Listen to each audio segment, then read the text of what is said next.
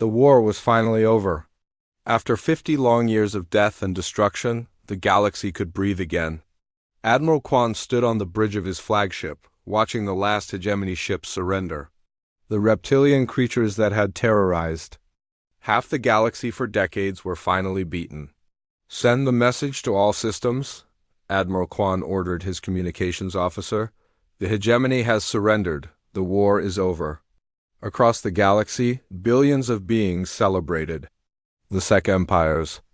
Crystal cities lit up with joy. The Vorth Collective's hive minds sang songs of victory. After losing so many ships and so many lives, peace had finally come, but far away in a part of space no one had explored. Captain Lee Day received the message on his ship, the UES Inchin. He was a tall man with dark hair and calm eyes. He had been watching the Galactic War for months, and what he saw made him shake his head. "These aliens fight like children," he said to his second-in-command. Commander Park Sol. She was a smart woman who understood technology better than most humans. "Look at their weapons. Look at their ships. They are using technology we had 100 years ago." Park Sol nodded as she studied the battle reports on her screen. "Their energy weapons are so weak. Their shields break after a few hits, and their ships move so slowly." Captain Lee Day walked to the window of his bridge. Outside, he could see Earth's moon in the distance. Humanity had been hiding here at the edge of the galaxy for good reason. They had learned long ago that it was better to watch and learn before. "Making contact with alien species. Sir, what are your orders?" Park Sol asked. "We keep watching," Lee Day replied. "And we keep learning. These aliens think their war is over, but I have a feeling the real fighting has not even started yet." On the planet Altai Prime, Admiral Quan was giving a speech to the Confederation Council. The council chamber was filled with different alien species. Some looked like giant insects.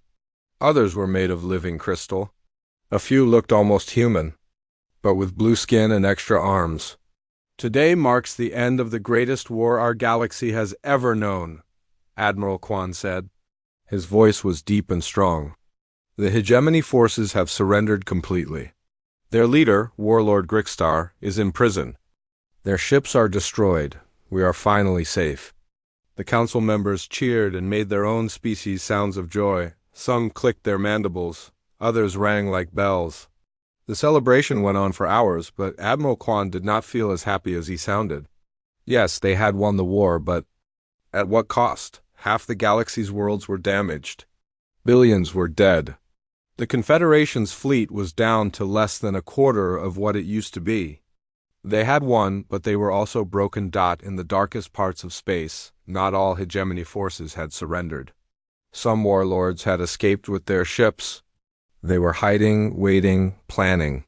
The largest of these groups was led by a cruel reptilian commander named Grickstar's son, who called himself the New Fang. The New Fang looked at the reports of his father's defeat and felt rage burn in his chest. "They think they have won," he hissed to his officers.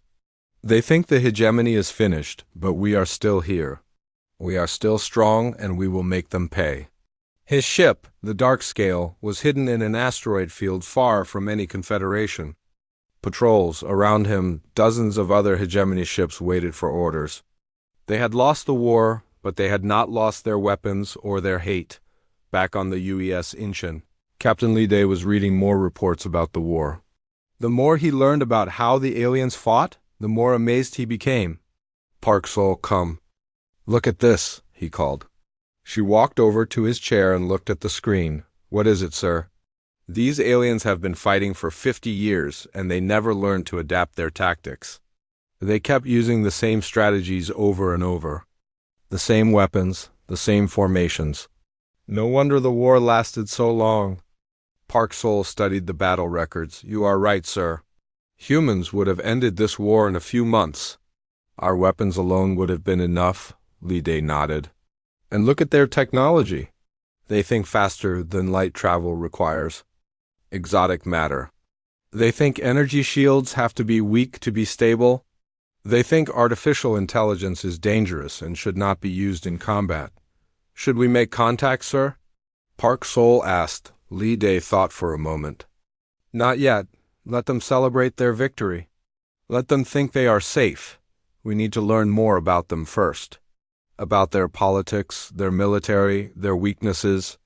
And if there is more fighting, then we will be ready, Li Day said. But we will do it our way, the human way. On Earth, Fleet Admiral Kim Jong was reading the same reports in his office. Earth had changed a lot in the past 100 years. The blue planet was now the center of a small but growing empire. Humans had colonized 12 star systems and built a fleet that could destroy entire worlds if needed, but Earth's leaders had always been careful. They remembered their own history of war and destruction. They did not want to make the same mistakes their ancestors had made. So they watched and waited and prepared. Admiral Kim Jong's assistant, a young woman named Lieutenant Bei Mi, knocked on his door. "Come in," he said. "Sir, we have received new orders from the Global Defense Council. They want to know if we should reveal ourselves to these aliens." Admiral Kim Jong looked out his window at the city below. Millions of humans lived here, safe and happy, not knowing that their government was watching a galactic war. "Not yet," he said finally. "But prepare our scout ships and send a message to Captain Li Day. Tell him to get closer to the aliens. We need to know more about them before we decide what to do." "Yes, sir," Lieutenant Bei Mi said. "And if the aliens discover us?" "Then we will deal with that when it happens," Admiral Kim Jong replied.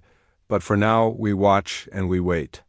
As the galaxy celebrated its peace, humanity remained hidden in the shadows. They had seen what 50 years of war could do. They had seen the destruction and the death.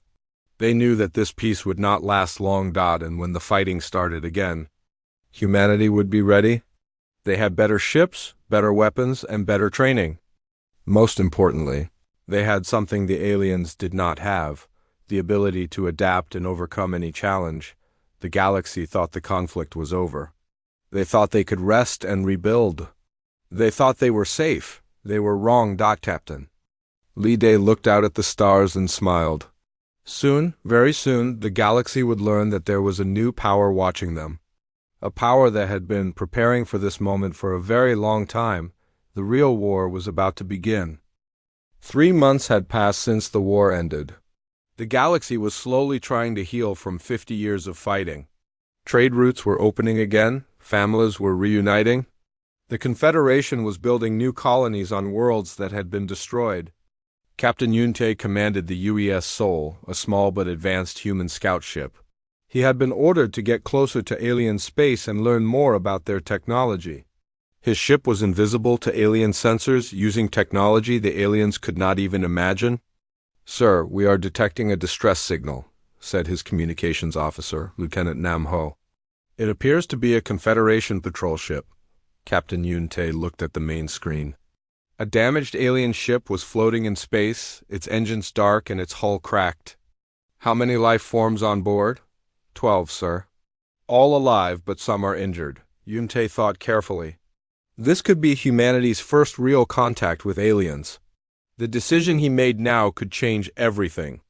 "Take us closer," he ordered. "But keep our weapons ready." The UES Sol moved toward the damaged ship. It was much larger than the human vessel, but looked primitive. The alien ship was held together with metal bolts and had energy conduits running along the outside of the hull.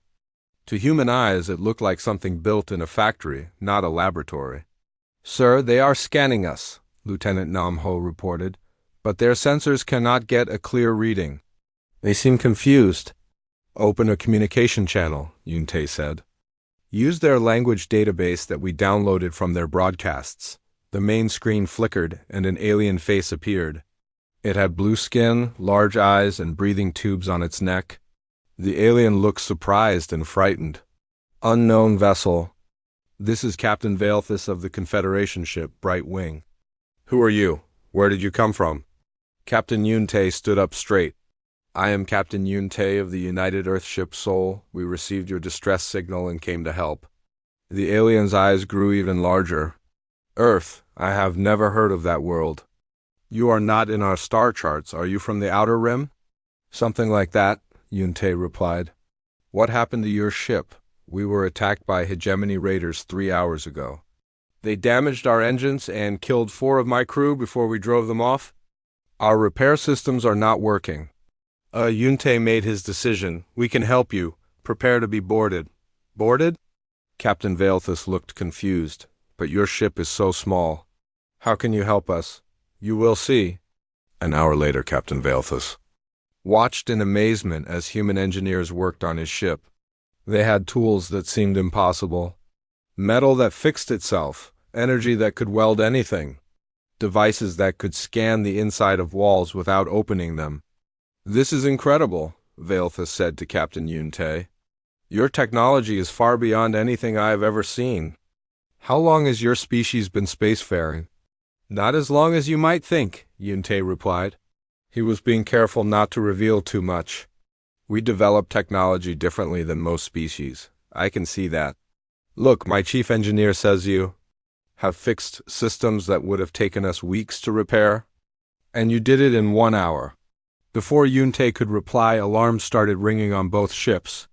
Sir, Lieutenant Nam Ho called from the Sol, multiple contacts approaching fast. 15 ships, hegemony configuration. Captain Valethus looked at his own screens and his face turned pale. It is the Death's Head Squadron. They must have been tracking us. My ship cannot fight. Our weapons are still offline. The hegemony ships appeared on the edge of the sensor range. They were large, dark vessels covered in spikes and armor. Their leader was Commander Raxthor, a cruel reptilian who had refused to surrender when the war ended. Confederation ship, came a harsh voice over the communication system. You will surrender now. And you will tell us about your strange new friends. Captain Yunte looked at the alien ships on his screen. They were big and heavily armed, but they moved slowly and their formation was sloppy. Captain Valethus, take your crew to your escape pods, Yunte said calmly. What? Why? Are you going to run? No, Yunte smiled. I am going to show you how humans fight. The alien captain stared at him. You cannot fight 15 ships with one small vessel. That is suicide. Just watch. Captain Yunte returned to his ship and took his place on the bridge. All hands battle stations. Let's show these aliens what Earth technology can do. The U-Sol turned toward the approaching hegemony fleet. To alien eyes, it looked like a tiny insect flying toward a pack of wolves. Sir, the enemy ships are powering weapons, Lieutenant Nam Ho reported. Good, lock onto their lead ship. Full power to forward shields. Activate the stealth field. The Sol suddenly vanished from all sensors. The hegemony ships started firing in all directions, trying to hit an enemy they could not see. Fire, Yunte ordered. A beam of pure energy shot from the Sol's main gun. It was not like the crude laser weapons the aliens used. This was a focused particle beam that could cut through any known material. The beam hit the lead hegemony ship and went completely through it. The ship exploded in a ball of fire that lit up space for thousands of kilometers. Impossible! Commander Raxthor screamed. Where are they?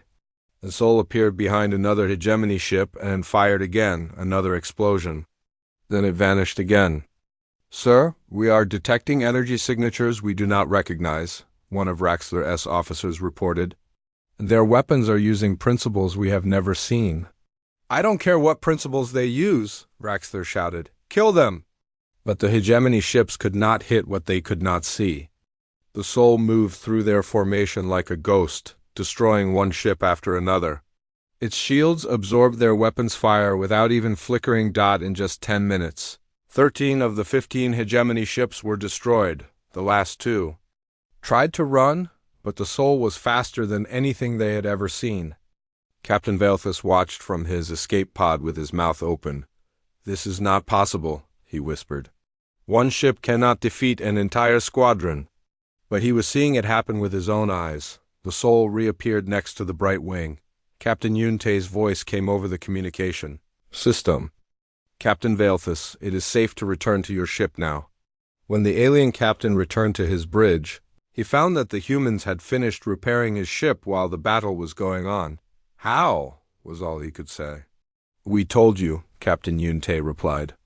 We develop technology differently. Who are you people? Where do you really come from?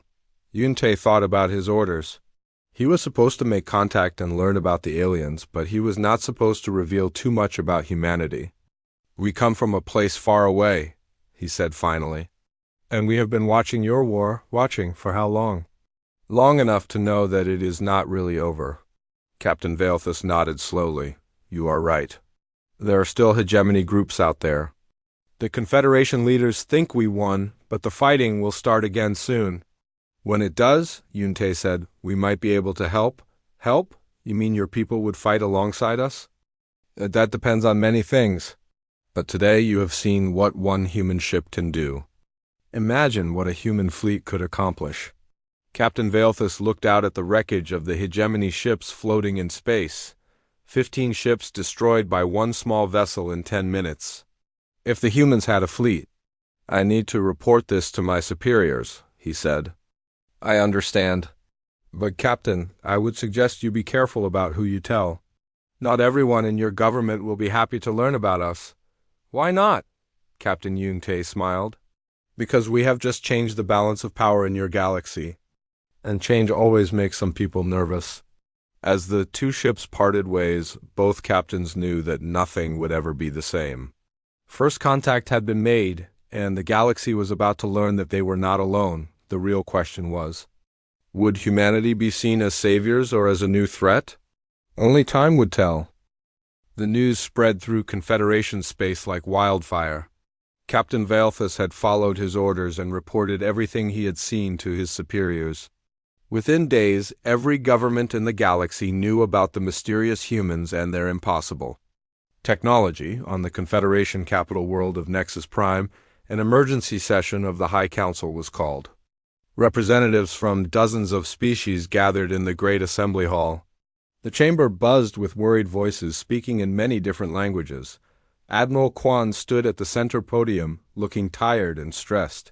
The war hero who had defeated the hegemony now faced a new problem that might be even bigger. "Fellow council members," he began, "we are here to discuss the appearance of a new species calling themselves humans. According to our reports, they possess technology far beyond anything we have seen." A tall insect-like being named Counselor Thexel clicked her mandibles angrily. "How is this possible? We have mapped this galaxy for thousands of years. Where did they come from?" "That is what we are trying to find out," Admiral Quan replied. "What we do know is that one of their ships destroyed 15 hegemony vessels in minutes, without taking any damage." The council chamber erupted in worried chatter. Some representatives looked frightened, others looked excited. A few looked suspicious. "Perhaps they are not as friendly as they appear," suggested Counselor Varan, a being made of living crystal who spoke with a voice like ringing bells. "Why did they wait until now to reveal themselves? Why were they watching our war?" "Those are good questions," Admiral Quan agreed. "That is why I have authorized Admiral Park Min to lead a diplomatic mission to make formal contact with these humans." Far away in the outer reaches of space, Admiral Park Min was preparing for the most important mission of her career. She was a small woman with sharp eyes and quick mind. Her ship, the UES Bazan, was one of humanity's newest diplomatic vessels. To alien eyes, it would look impressive but not threatening.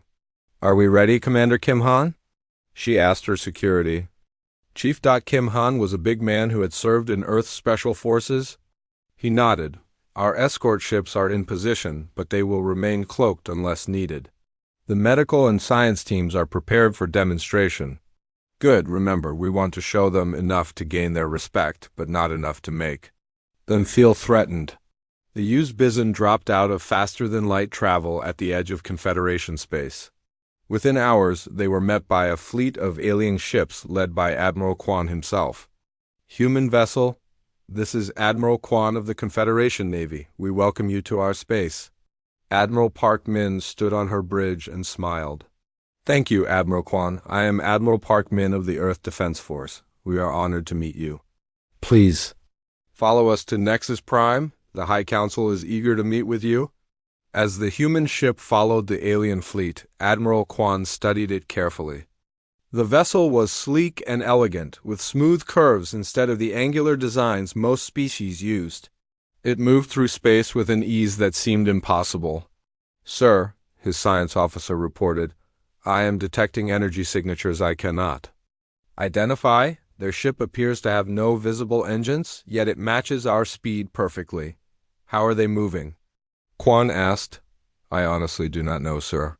Meanwhile, hidden in deep space, the hegemony warlord Grixstar watched the meeting through his spies. He was a massive reptilian creature with scars covering his face from many battles. The defeat of his forces had filled him with rage, but now he saw an opportunity. "So the aliens have found new friends," he hissed to his second-in-command. "Friends with powerful technology? Should we attack them, my lord?" asked his lieutenant. "No," Grixstar replied. "Not yet. Let them meet. Let them talk. Let them trust each other. Then we will strike when they least expect it." On Nexus Prime, the High Council chamber had been prepared for the historic meeting. When Admiral Park Min entered with her small, diplomatic team, the alien representatives stared in fascination. Humans looked similar to several other species, but there was something different about them. They moved with confidence and alertness. Their eyes seemed to take in everything at once. They carried themselves like natural predators. "Welcome to Nexus Prime," Admiral Quan said formally. "We are grateful that you have come so far to meet with us. The pleasure is ours," Admiral Park Min replied. "We have been hoping to make contact with your people for some time." Counselor Thexil leaned forward. "You say you have been hoping to meet us, yet you waited until now." "Why?" Park Min smiled. "We have learned that it is wise to understand a situation before acting. Your galaxy has been at war for 50 years. We wanted to see how that war would end before revealing ourselves." "And what did you conclude?" asked Counselor Varan. "That the war is not really over," Park Min said simply. "You have won a battle, but there are still enemies out there. The hegemony has not been completely defeated." The council members looked uncomfortable. They knew she was right, but they did not want to admit it. "You speak as if you know our enemies well," Admiral Quan observed. "We have been watching," Park Min admitted. "Learning about your tactics, your technology, your strengths and weaknesses." "And what have you learned?" Quan asked. Park Min gestured to one of her team members. "Dr. Choi Bin?" The doctor was a brilliant woman who understood both human and alien biology. "With your permission, we would like to demonstrate some of our capabilities," Park Min said. "Admiral." Quan nodded. "We would be honored to see what you can do." Dr. Choi Bin stepped forward with a small device in her hands. "Are there any injured among your people? Anyone with wounds or illnesses that your medicine cannot heal?" The council members looked at each other. Finally, Counselor Varan spoke. "I was injured in the last battle of the war. My crystalline structure was damaged by enemy fire. Our doctors say it cannot be repaired. May I examine you?" Dr. Choi Bin asked politely. Varan agreed, and the human doctor used her device to scan the alien's body. The device showed a three-dimensional image of Varan's internal structure, revealing cracks and damage that alien medical equipment could not see. "This should take about 10 minutes, Dr. Choi Bin said. She activated another device that projected energy fields around the damaged areas. The council watched in amazement as the cracks in Varana's crystal body began to heal. Within minutes, damage that had been considered permanent was completely gone.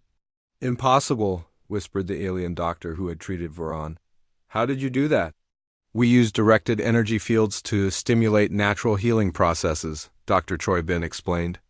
"It works on most carbon-based and silicon-based life forms." The council chamber was silent. They had just seen technology that was beyond their understanding. "What else can you do?" Admiral Kwan asked quietly. Admiral Park Min nodded to another team member, who activated a portable computer. The device projected a holographic display that showed detailed information about every ship in the Confederation fleet. "We know the location, condition, and capabilities of every military vessel in your space," Park Min said. "Our artificial intelligence systems can process information faster than your best computers." "How fast?" asked a council member. "Fast enough to calculate the trajectory of every weapon fired in a battle and predict the outcome before the fighting even starts, Park Min replied. The implications were staggering. If humans could predict battle outcomes, they could win any fight before it began. Why are you showing us this? Admiral Kwan asked. Why reveal your capabilities? Because we believe in honesty between allies, Park Min said. And because we think you will need our help soon. What do you mean? Asked Counselor Thexil. Before Park Min could answer, alarms began ringing throughout the chamber. A communications officer ran in with urgent news. Admiral Kwan, we are receiving reports from the Outer Rim. Hegemony forces have attacked 3 colonies. They are using new weapons we have never seen before. Park Min looked at Admiral Kwan with a sad expression. That is what I mean. The war is starting again, and this time your enemies will be stronger. How do you know this? Kwan demanded. Because we have been tracking the hegemony remnants since your victory celebration, Park Min explained. We know where they are hiding. We know what they are planning. And we know they have been trying to reverse engineer technology from your captured ships. The council chamber erupted in panicked voices. If the hegemony was back and stronger than before, the Confederation might not survive another war. What do you propose? Admiral Kwan asked. Admiral Park Min stood up straight. An alliance. We will share our technology and help you defeat the hegemony once and for all. In return, we ask only for friendship and trade agreements. And if we refuse? Asked Counselor Varan. Park Min looked around the chamber at all the worried alien faces. Then you will face the hegemony alone. And based on what we have seen of their new capabilities, you will lose. The council members looked at each other with growing fear. They had thought the war was over. They had thought they were safe. But now they realized that their greatest test was still ahead, and their only hope might be these mysterious humans who had appeared from nowhere. With technology that seemed like magic, the question was, could they trust a species that had been watching them in secret for so long? Admiral Kwan made the decision for all of them. We accept your offer of alliance, Admiral Park Min. When due? 2 weeks after the alliance was formed. Dr. Choi Bin was working in a joint research facility on Nexus Prime. She had been given access to all of the Confederation's military technology, and what she found shocked her. This cannot be right. She said to her assistant, Lieutenant Jiang Qi. He was a young soldier who had been assigned to help with the technology exchange. What is it, Doctor? Jiang Qi asked, looking up from the alien weapon he was examining. These energy weapons, Dr. Choi Bin said, holding up a Confederation plasma rifle. They are using the same principles we abandoned 50 years ago, and their targeting systems are manually operated, no computer assistance at all. Jiang Qi looked confused. But the aliens have been spacefaring for thousands of years. How can their technology be so primitive? Dr. Choi Bin sat down at her workstation and pulled up historical data from the Galactic War. I think I understand now. They have been fighting for so long that they stopped innovating. They got stuck using the same weapons and tactics over and over while we kept developing new technology, Jiang Qi added. Exactly. Look at this. She showed him a comparison chart on her screen. Their fastest ships can travel at about 200 times the speed of light. Our slowest scout ships can do 500 times light speed. That means we could cross their galaxy in days while it takes them weeks, Jiang Qi realized. And that is just the beginning. Their strongest energy shields can absorb about 10 gigawatts of power before failing. Our basic defensive screens can handle 50 gigawatts without even warming up. Lieutenant Jiang Qi picked up another alien device and turned it over in his hands. Doctor, I think there is something else. Something about us that they do not understand. What do you mean? Yesterday I was training with some Confederation soldiers. Basic hand-to-hand combat practice. I was holding back, trying not to hurt anyone, but they acted like I was superhuman. Dr. Choi Bin looked interested. Tell me more. Well, they're strongest. Warrior challenged me to a strength test. I barely tried, but I lifted twice as much weight as he could. Then we did reaction time tests. I was 3 times faster than their best pilot. That makes sense, Dr. Choi Bin said thoughtfully. Earth is what xenobiologists call a death world. High gravity, dangerous weather, aggressive life forms. We evolved to be stronger and faster than most species. But they do not know that. Do they? No, and I think we should keep it that way for now. Meanwhile, in the main training facility, General Orthax of the Sec Empire was watching human soldiers practice. He was a large reptilian creature with armor-like scales and multiple arms. He had been fighting for 30 years and thought he understood combat. But watching the humans made him question everything he knew about warfare.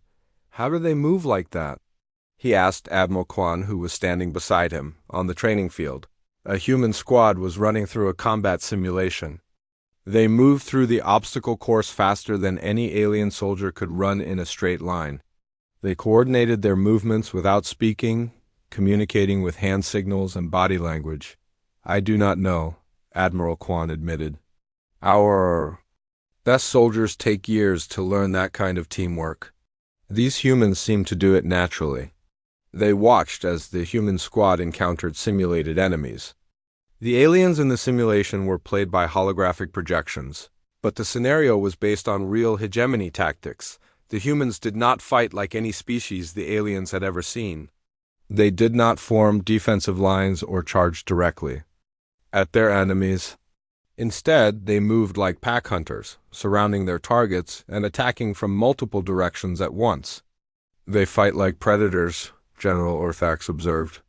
Most civilized species evolved from prey animals. We learn to survive by hiding or running away. But these humans, they learn to survive by hunting, Admiral Quan nodded. No wonder. One of their ships could defeat 15 hegemony vessels. They do not think like us. The human squad finished their exercise in record time. Their leader, Lieutenant Jiang Qi, walked over to the alien observers and saluted. How did we do, sir? He asked politely. General Orthax looked at the results on his datapad. You completed the course in half the time of our best soldiers, and you did it while carrying twice as much equipment. Lieutenant Jiang Qi looked embarrassed. We were trying not to show off, sir. We did not want to make your people feel bad. You were holding back? Admiral Quan asked in amazement. Yes, sir. Captain Park Sol told us to be polite and not demonstrate our full capabilities unless necessary. General Orthax felt a chill run down his spine.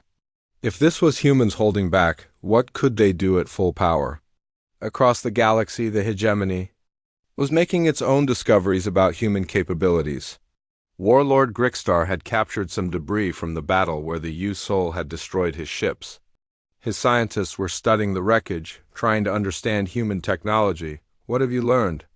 Grickstar demanded from his chief scientist, a nervous creature named Skeleton. The materials are unlike anything we have ever seen, my lord. Skeleton replied, The metal is stronger than our best armor, but lighter than aluminum. The energy conduits can carry 10 times more power than our cables. Can we copy it? We have tried, my lord, but we do not understand the manufacturing process. It appears to use techniques we have never developed. Grickstar slammed his fist on the table. Then we must capture a human ship intact. We need their technology. My lord, there is something else. We found traces of the weapon that destroyed our vessels. The energy signature is completely unknown to us. Unknown how? It appears to use controlled antimatter reactions, my lord. We know antimatter exists, but we have never learned to control it safely. The humans seem to use it as a standard weapon. Grickstar felt his blood run cold.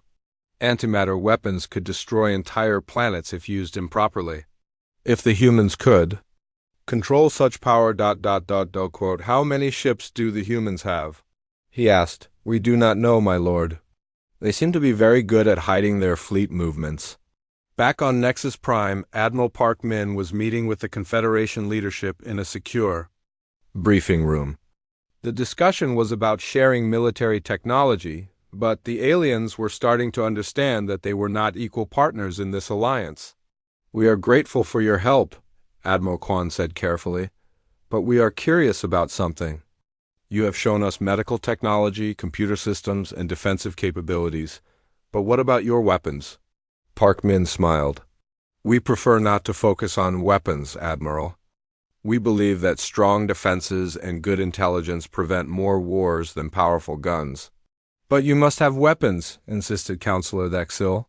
Your ship destroyed 15 hegemony vessels. We do have weapons, Park Min admitted.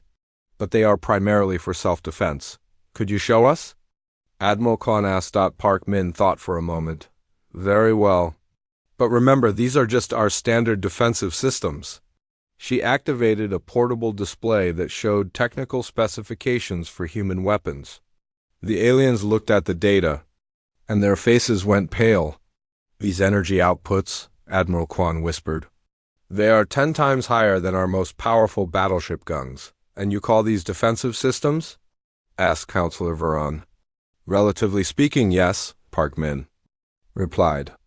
Our true offensive weapons are much more powerful? How much more powerful? Admiral Kwan asked, though he was not sure he wanted to know the answer. Let me put it this way, Park Min said gently. If we wanted to destroy your entire fleet, we could do it with a single ship in about 10 minutes. The room fell silent. The aliens finally understood the true balance of power in their new alliance. Why are you telling us this? Admiral Kwan asked quietly. Because we want you to understand that we are not your enemies, Park Min explained. We could have conquered your galaxy already if that was our goal. Instead, we want to be your friends and help you defend yourselves against the hegemony, against anyone who threatens peace, Park Min said. But yes, the hegemony is your most immediate problem. How do you suggest we deal with them? Asked Counselor Thexil. Admiral Park Min looked around the room at all the worried alien faces. First, we help you upgrade your defensive systems. Then we train your soldiers in new tactics. And finally, we work together to find and destroy the hegemony bases before they can launch their next attack. And if they attack before we are ready? Admiral Kwan asked. Park Min's expression became serious. Then you will see what human military doctrine really looks like. The aliens did not ask for details. They were beginning to understand that some things were better left unknown until absolutely necessary, but deep in their hearts, they were starting to feel something they had not felt since the war began: hope. With allies like the humans, maybe. Peace was possible, after all. The question was whether the hegemony would give them time to prepare, or if the next battle would come sooner than anyone expected. The attack came without warning. Warlord Grickstar had spent months planning his revenge, and now he was ready to show the galaxy that the hegemony was far from defeated. The first target was the mining colony of Beta Centauri 7. It was a peaceful world with 2 million civilians and only a small defense force. The colonists were busy rebuilding their lives after the war, never expecting that death would come from the stars. Grickstar's fleet dropped out of faster-than-light travel at the edge of the system. 12 massive warships, bigger and more dangerous than anything the hegemony had used during the war. Begin the attack, Grickstar ordered from his flagship, the Vengeance of Scales, the colony's defense coordinator. A young woman named Captain Shin Bio was on duty when the sensors detected the approaching fleet. Sound the alarm, she ordered. Her communications officer, get me a channel to the Confederation Navy. But before she could send a distress signal, the hegemony ships opened fire. Their weapons were different now, stronger. They cut through the colony's shields like paper and destroyed the defense platforms in seconds. Impossible, Captain Shinbio whispered. Those weapons are twice as powerful as anything the hegemony had before. Her chief engineer looked at his instruments with confusion. Captain, I am detecting energy signatures similar to Confederation technology. How did they get our weapons? On the Vengeance of Scales, Grickstar watched the destruction with satisfaction. His scientists had not been able to copy human technology, but they had managed to reverse engineer some captured Confederation equipment and improve it. Sir, the colony's defenses are down, reported his weapons officer. Good. Begin landing operations. Take prisoners, but make sure some escape to spread word of our return. Within hours, Beta Centauri 7 was under hegemony control. The few ships that managed to escape carried terrifying news back to Confederation space on Nexus Prime. Admiral Kwan received the reports with growing alarm. How many ships did they have? 12, sir, replied the messenger, a traumatized pilot who had barely escaped the attack. But they were different, bigger than before. And their weapons cut through our shields like they were not even there. Admiral Kwan turned to Admiral Park Min, who was standing beside him in the command center. How is this possible? We destroyed most of their fleet. Park Min studied the sensor data from the attack. They have been busy. These ships are new construction, and they have incorporated some of your technology into their weapon systems. Our technology? How did they get it? Probably from damaged ships or captured equipment during the war, Park Min explained. Your people were not very good at destroying sensitive technology when you retreated. Before Admiral Kwan could respond, more reports started coming in. The hegemony had attacked 2 more colonies and a supply depot. Each attack was faster and more devastating than anything they had done during the original war. They are not trying to hold territory, Admiral Kwan realized. They are trying to terrorize us, and it is working, Park Min observed. Look at these reports. Panic is spreading through your systems.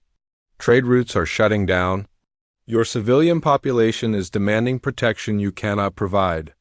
Admiral Kwan felt the weight of command pressing down on him. He had ended one war only, to see another one begin, and this time the enemy was stronger. What do you recommend? He asked Park Min. Let us handle this, she replied simply. You mean send human ships to fight them? 1 ship should be enough to start with. Admiral Kwan stared at her. 1 ship? They have 12 of the most powerful warships we have ever seen. And we have Captain Song Yu, Park Min said with a smile. Captain Song Yu commanded the UES Daegu, a human frigate that looked small and harmless to alien eyes. But those who understood human technology knew better. The Daegu was one of Earth's newest combat vessels, designed specifically for fighting multiple enemies at once. Song Yu was a quiet woman with sharp eyes and quick reflexes. She had served in the Earth Defense Force for 15 years and had never lost a battle. Her crew trusted her completely, and her enemies feared her reputation. Captain, we are approaching the Beta Centauri system, reported her navigation officer, Lieutenant Park Ji. Good. Are the hegemony ships still there? Yes, sir. All 12 vessels are in orbit around the colony.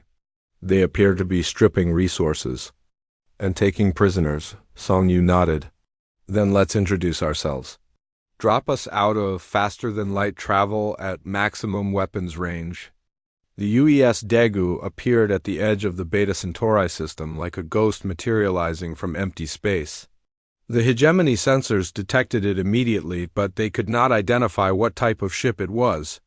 Lord Grickstar, his sensor officer, reported, "We have detected an unknown vessel approaching.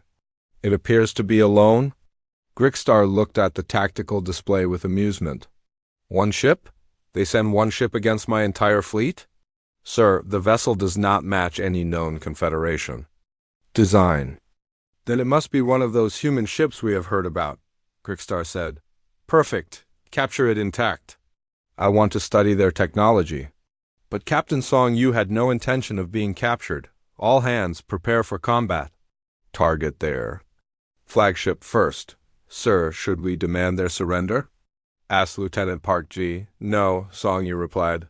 These creatures murdered civilians. They do not deserve the chance to surrender. The Daegu moved toward the hegemony fleet at a speed that amazed the alien crews. It was faster than their best interceptors, yet it showed no signs of strain or energy buildup. How are they moving so fast? Grickstar demanded. Unknown, my lord. Our sensors cannot detect any conventional propulsion system. The hegemony ships opened fire when the human vessel came within range. Dozens of energy beams and missile streaked toward the small ship. None of them hit their target. The Daegu seemed to dance between the incoming weapons, moving with an agility that should have been impossible for any spacecraft.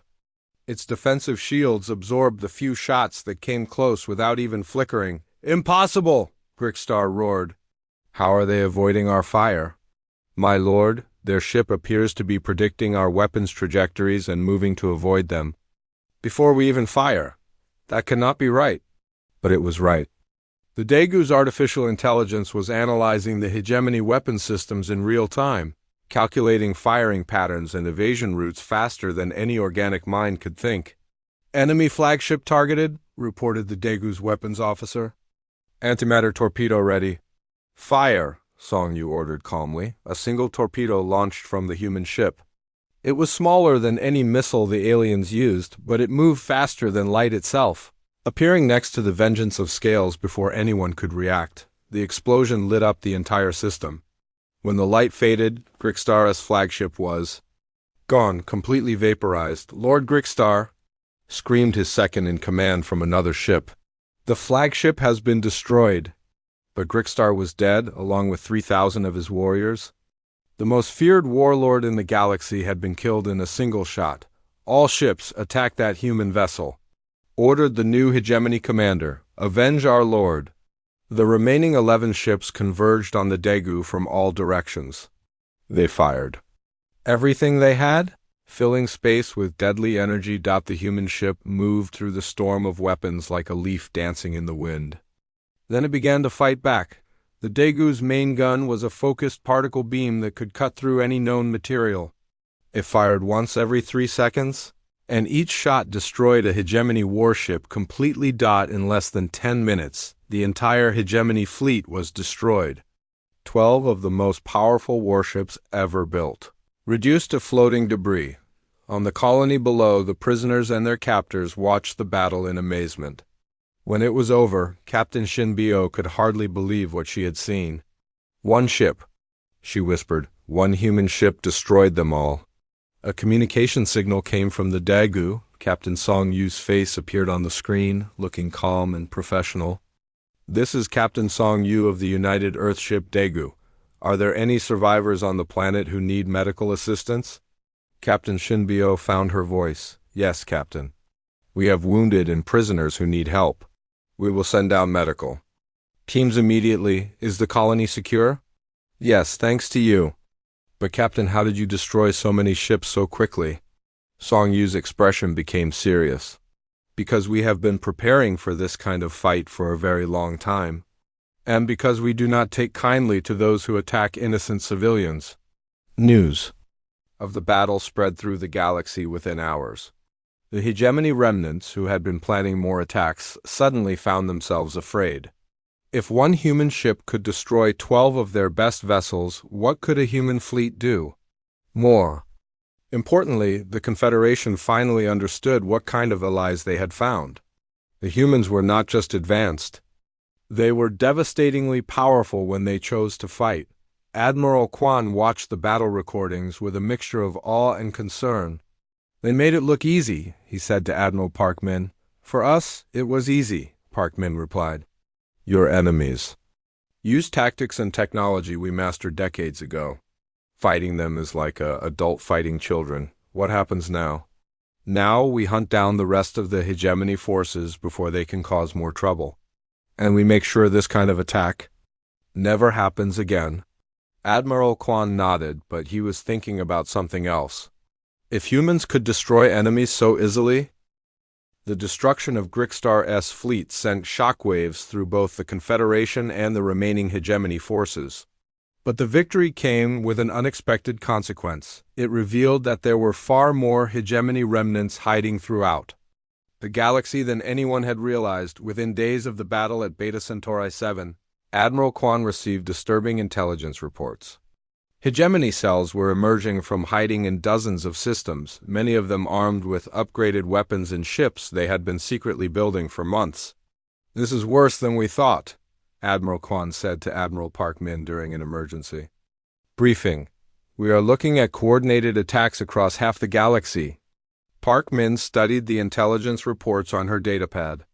They were using Grickstar's attack as a signal. When he succeeded, they were supposed to launch their own operations.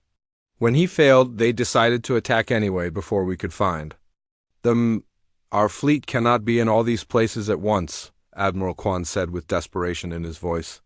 "We do not have enough ships to protect every system." "Then it is time you met our fleet," Park Min replied calmly. "Your fleet? But you said you only brought a few scout ships?" Park Min smiled. We brought scouts to make contact. Our fleet has been waiting at the edge of your galaxy for my signal. Admiral Kwan felt his breath catch. How big is your fleet? Big. Enough. Before Admiral Kwan could ask more questions, every sensor array in the Nexus Prime system suddenly lit up with new contacts. Ships were dropping out of faster-than-light travel all around the planet, hundreds of them. Impossible, whispered the system's traffic controller. Where did they all come from?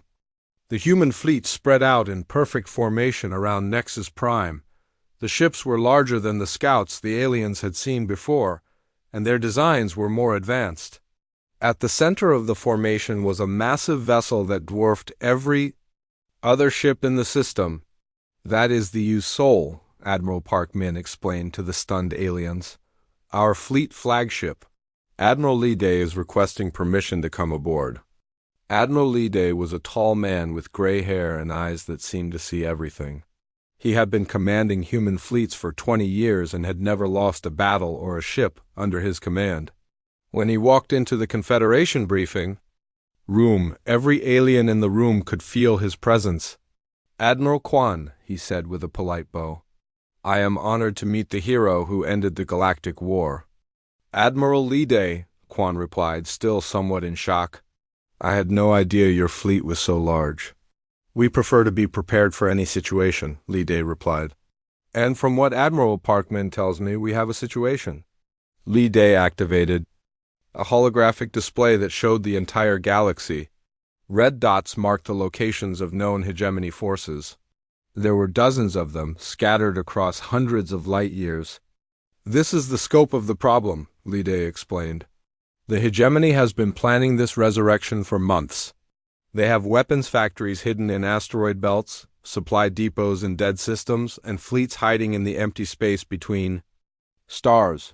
Admiral Kwan stared at the display. How do you know all this? We have been watching, Lee Day said simply. Our reconnaissance technology is quite advanced. What do you propose we do? Asked Counselor Thexil. We eliminate them, Lee Day replied without hesitation. All of them, at the same time, before they can coordinate their attacks. That would require attacking dozens of targets simultaneously, Admiral Kwan protested. It would take our entire fleet, and we would still not have enough ships. You would not, Lee Day agreed, but we would. He gestured to his aide, Commander Shinbyo, who activated another display. This one showed the full extent of the human fleet that had just arrived in the system, the aliens gasped. There were over 300 ships, ranging from small frigates to massive dreadnoughts. The largest vessels were bigger than anything the galaxy had ever seen. This is just our first fleet, Lee Day explained. We have 4 more fleets of similar size stationed throughout this region of space. 5 fleets? Admiral Kwan could barely speak. You have 1,500 warships? Approximately, Lee Day confirmed. Plus support vessels, medical ships, supply transports, and specialized craft for various missions. Counselor Varan finally found her voice. Why do you need so many ships? What are you preparing for? Lee Day's expression became serious. We learned long ago that peace can only be maintained through strength. Our galaxy has seen too many wars caused by species that thought they could take whatever they wanted from those who were weaker. But surely you do not need this much firepower. Just to maintain peace? Asked Counselor Thexil. Perhaps not, Lee Day admitted. But it is better to have too much strength and not need it than to need strength and not have it. Admiral Kwan was beginning to understand something that made him both grateful and terrified. You are not just offering to help us defeat the hegemony. You are offering to become the galaxy's police force, if necessary, Lee Day replied. Though, we would prefer that your people handle their own problems. We are not conquerors, Admiral Kwan, we are guardians. What is the difference? Asked Counselor Varan. Conquerors take, guardians protect. We have no interest in ruling your worlds or controlling your governments. We simply want to ensure that bullies like the hegemony never again threaten innocent civilians. Lee Day turned back to the holographic display. But first we need to deal with the immediate threat. I propose a coordinated strike against all known hegemony positions.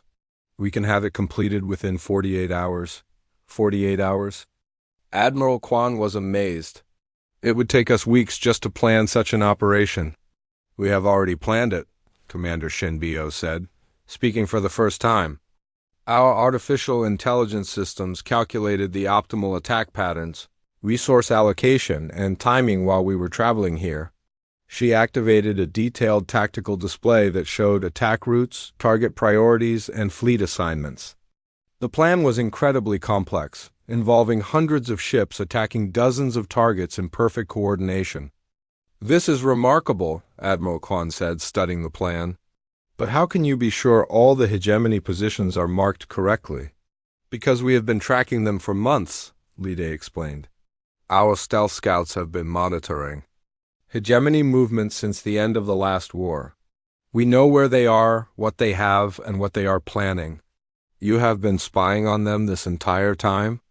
Counselor Thexil sounded impressed despite herself. We have been gathering intelligence, Lide corrected. Knowledge is the most powerful weapon in any conflict. Admiral Kwan looked around the room at his fellow council members. They all seemed to be thinking the same thing, the humans were. Not just offering to help them win this fight, they were offering to end it permanently. What do you need from us? Admiral Kwan asked. Very little, Lide replied. Some Confederation ships to identify friendly civilians and help with evacuations if necessary. But mainly, we need you to trust us. What does that mean? It means that when we attack these hegemony positions, we will be using weapons and tactics. That may seem extreme to you. We do not fight wars to win points or gain territory. We fight wars to end them as quickly and decisively as possible. Admiral Kwan felt a chill run down his spine. What kind of weapons are you talking about? Lide looked directly at him. The kind that ensure our enemies never want to fight us again. Before anyone could ask for details, alarms began ringing throughout the command center. Communications. Officer ran in with urgent news. Admiral Kwan, we are receiving reports from the Outer Rim. Hegemony forces have launched simultaneous attacks on 15 systems. They are demanding the surrender of all Confederation forces. Lide looked at Admiral Kwan with grim satisfaction. It appears they have made the decision for us. Commander Shinbio, signal the fleet. Operation Peacekeeper is now active. Yes, sir, all ships report ready for immediate deployment. Admiral Kwan watched through the briefing room windows as the human fleet began to move. The ships arranged themselves into attack formations with mechanical precision, then vanished one by one as they jumped to faster-than-light travel. How long until we know the results? He asked. 6 hours, Lide replied. Less if the hegemony forces surrender quickly. And if they do not surrender? Lide's expression was cold as winter. Then the galaxy will learn what happens when someone threatens civilians under human protection. Admiral Kwan realized that he was about to witness something that would change the balance of power in the galaxy forever. The humans were not just going to defeat the hegemony. They were going to demonstrate that resistance to human will was futile. He just hoped that when it was over, the humans would remember the difference between enemies and allies, because after today, everyone in the galaxy would know that humanity was not just another spacefaring species. They were the apex predators of space, and they had just decided to hunt. The human fleet moved through space like a force of nature. Within 6 hours, reports began coming back to Nexus Prime that defied belief. 15 separate hegemony strongholds, scattered across hundreds of light years, had been completely destroyed. In coordinated strikes that lasted less than an hour each, Admiral Kwan stood in the command center, reading report after report with growing amazement. This cannot be accurate, he said to Admiral Park Min, who was monitoring the operations from the Confederation headquarters. I assure you it is, Park Min replied. Admiral Lide does not exaggerate his capabilities. But look at these numbers. Kwan insisted, pointing at his display. The hegemony base at Kepler Station had 50 ships and a planetary defense grid that our analysts said would take weeks to crack. Your people destroyed it in 37 minutes. 35 minutes. Park Min corrected. The last 2 minutes were spent making sure no civilians were harmed in the crossfire. Before Admiral Kwan could respond, a new message came through from Captain Song Yu, who was leading the assault on the largest hegemony stronghold. Admiral Kwan, this is Captain Song Yu reporting from the Zarian system. We have encountered something unexpected. The main screen activated, showing Song Yu's face from the bridge of the UES Daegu. Behind her, space was filled with the wreckage of what had once been a massive hegemony fleet. "What is your situation, Captain?" Admiral Kwan asked. "We have discovered a hegemony shipyard complex that was not in our intelligence reports. It appears they have been building a new class of super dreadnought using reverse-engineered Confederation technology." The screen switched to show an enormous alien vessel under construction. It was easily twice the size of any ship the Confederation had ever built, bristling with weapons and armor. "How many of these ships do they have?" Park Min asked. "This appears to be the only one, but it is nearly complete. And Admiral, there is something else. We are detecting human technology signatures in some of their weapon systems." Admiral Kwan felt his blood run cold. "Human technology? How is that possible?"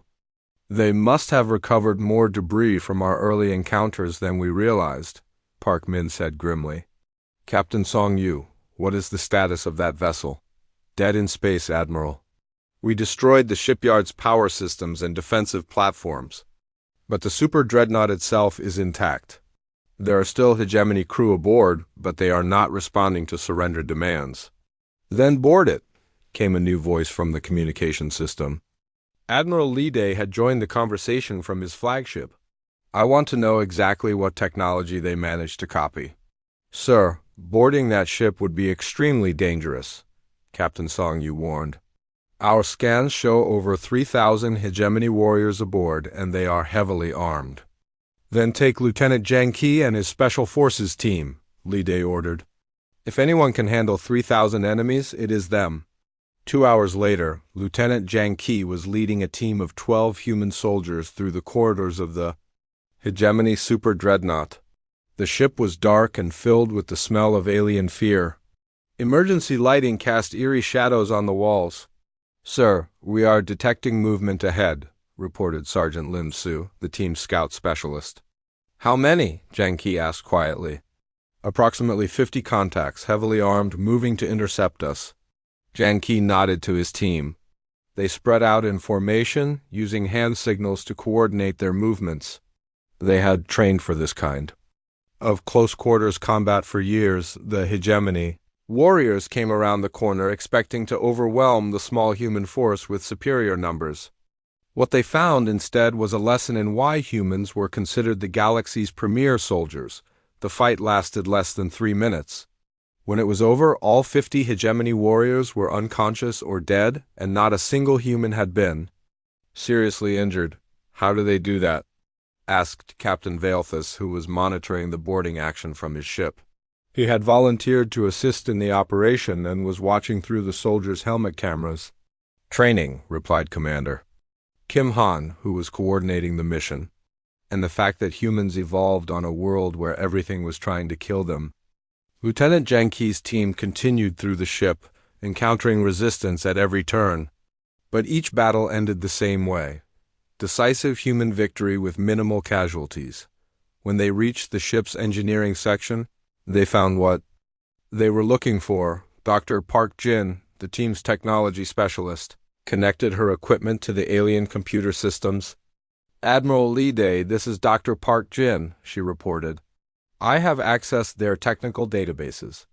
The good news is that they have not been able to copy our most advanced systems.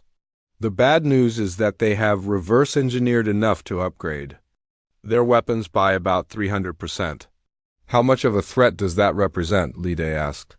"Against Confederation forces? Significant. Against our ships? Minimal. Their improvements still leave them decades behind our current technology." "What about their manufacturing capability?" Dr. Park Jin studied the data flowing across her screen. "They have been building ships and weapons in secret facilities throughout the galaxy. This super dreadnought was just the beginning. If we had not stopped them, they could have built hundreds of upgraded vessels within a year. Then we need to find and destroy all of their hidden facilities, Lide concluded. Already working on it, sir? Their computer systems contain the locations of 17 additional secret bases and shipyards. Back on Nexus Prime, Admiral Kwan was receiving reports from across the galaxy. The scale of the hegemony's secret rebuilding program was staggering. They had been preparing for a war of revenge that would have been far deadlier than the original conflict. They were planning to attack every major Confederation world simultaneously, he said to Admiral Park Min. If your people had not intervened, we would have been completely overwhelmed. That was their intention, Park Min agreed. But they made a critical error in their planning. What error? They assumed they were only fighting the Confederation. They did not account for us. Admiral Kwan looked at the tactical displays showing human fleets moving throughout the galaxy, systematically destroying every hegemony position they could find. It was like watching surgeons remove a cancer from a living body. How many ships do you actually have? He asked quietly. Enough, Park Min replied. Admiral Kwan, there is something you should understand. What you are seeing today is not the full extent of human military capability. This is just one of our regional fleets dealing with a local problem. Local problem? Admiral Kwan stared at her. This is the largest military operation in galactic history. In your galaxy's history, Park Min corrected, humanity has dealt with much larger threats in other regions of space. Before Admiral Kwan could ask what she meant, a priority message came through from Admiral Lide. Admiral Kwan, we have completed the primary phase of operations.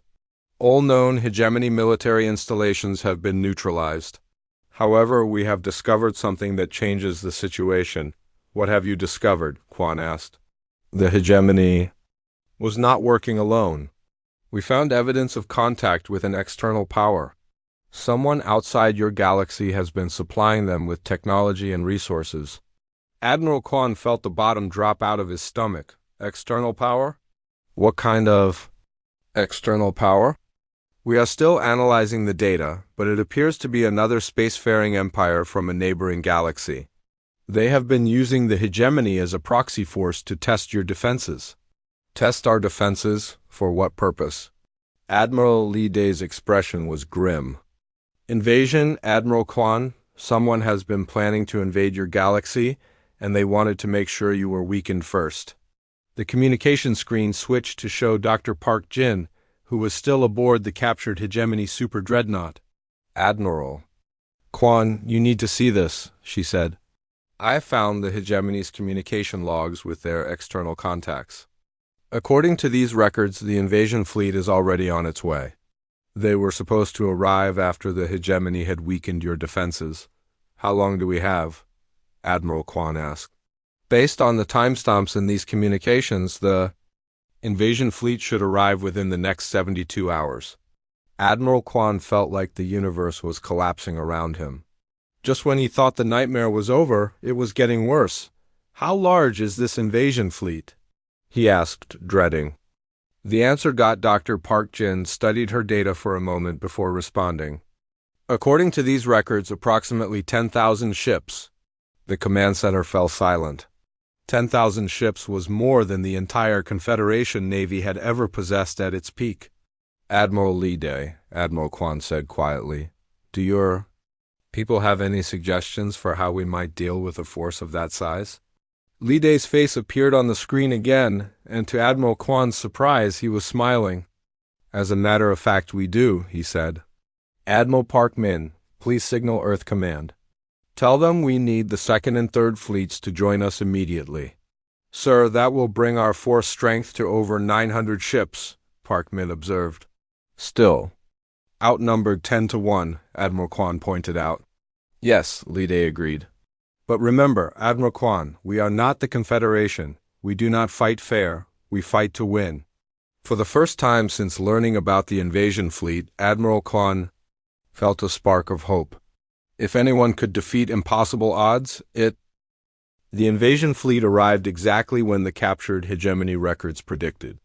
10,000 ships dropped out of faster-than-light travel at the edge of the galaxy, their formation stretching across multiple star systems. They belonged to an empire called the Void Dominion, a collection of aggressive species that had conquered 12 galaxies over the past 1,000 years. Admiral Quan stood on the bridge of his flagship, watching the sensor readings with a mixture of awe and terror. "I've never seen so many ships in one place," he said to Admiral Park Min, who was standing beside him. "Neither have I," she admitted. "But then again, we have never needed to deploy our full strength before." "Your full strength?" "But Admiral Li Day said he was only bringing 2 more fleets." Park Min smiled. "He said he was bringing the 2nd and 3rd fleets from our local sector." He did not mention that Fleet Admiral Kongdu was already en route with reinforcements from Earth. Before Admiral Quan could ask what she meant, space around Nexus Prime began to fill with new contacts. Human ships were arriving in massive formations, far more than anyone had expected. "How many ships is that?" Admiral Quan asked his censor. "Officer, I am counting over 2,000 human vessels, sir." "And more are still arriving." Admiral Quan stared at the tactical display. The human fleet now outnumbered even the Void Dominion invasion force. But more impressive than the numbers was the organization. Every ship moved with perfect precision, taking positions that maximized their defensive coverage and offensive capability. "Admiral Park Min," he said quietly, "exactly how large is the human military?" "Large enough," she replied. "Admiral Kongdu is requesting permission to come aboard."